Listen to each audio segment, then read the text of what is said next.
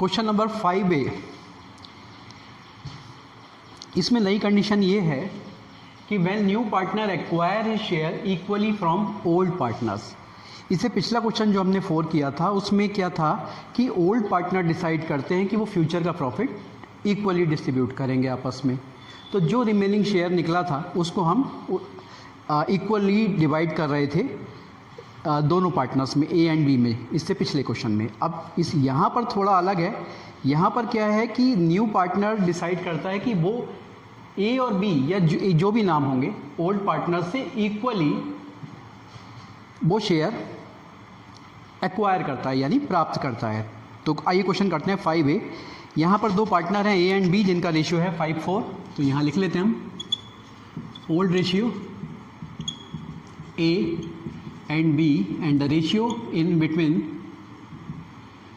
of partner is 5:4, 5/9 and 4/9.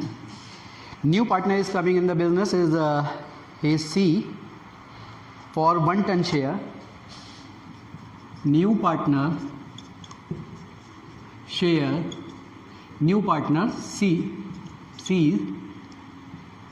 share is 1/5। यहाँ condition दे रखी है which he acquire in equal proportion from both, which C acquire. मैं यहाँ कंडीशन लिख देता हूँ, आपको ठीक से समझ में भी आ जाएगा। C acquires his share in equal proportion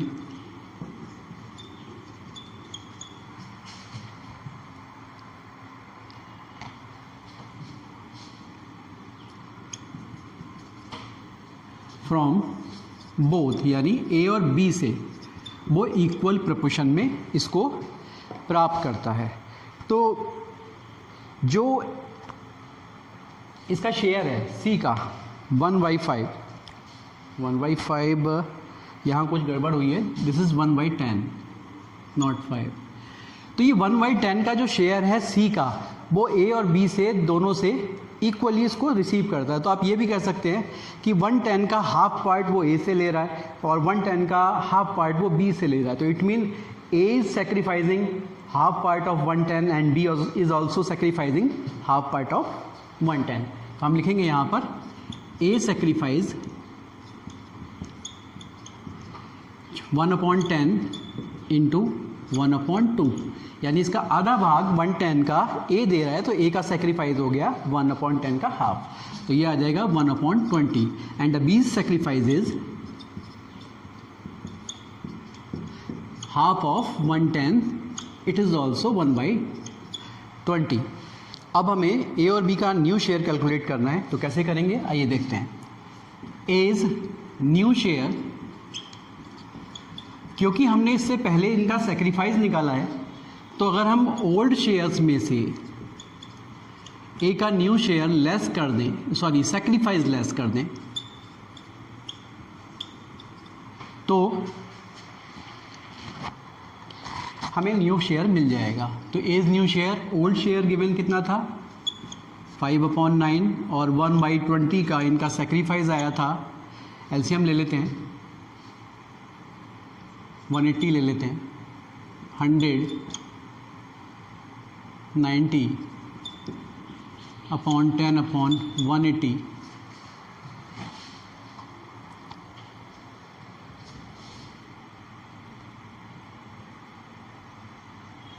कुछ तो यहाँ हुआ है 9, वजन 9 आएगा, ये तो 90 कर दिया हमने, यहाँ सिर्फ 9 आएगा। ये हो जाएगा आपका 91/180। ठीक है, इसके बाद B new share,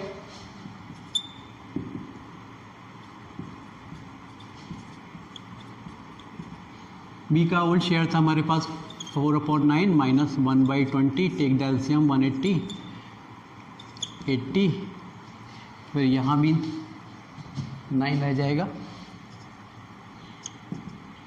71/180। New profit sharing ratio A and B and C 91/180 71/180 और सी के लिए 1/10 ऑलरेडी गिवन था 180, तो 91, 71 और 18। न्यू प्रॉफिट शेयरिंग रेशियो हमारा इस तरह से आ जाता है 91, 71 और 118, यही इसका आंसर हो जाएगा। तो इस क्वेश्चन में जो एक्वायर का केस आता है कि नया पार्टनर एक्वायर कर रहा है, प्राप्त कर रहा है ओल्ड पार्टनर से कोई शेयर, तो इसका मतलब old partner is sacrificing that share. तो वो शेयर जो सेक्रीफाइस ओल्ड पार्टनर करते हैं उसको अगर उनके ओल्ड शेयर्स में से लेस कर दिया जाए तो हमें new profit sharing new share उनका मिल जाता है और उसी से हम new profit sharing ratio calculate कर सकते हैं। मेरे ख्याल से आपको ये भी क्वेश्चन समझ में आ गया होगा। ठीक है।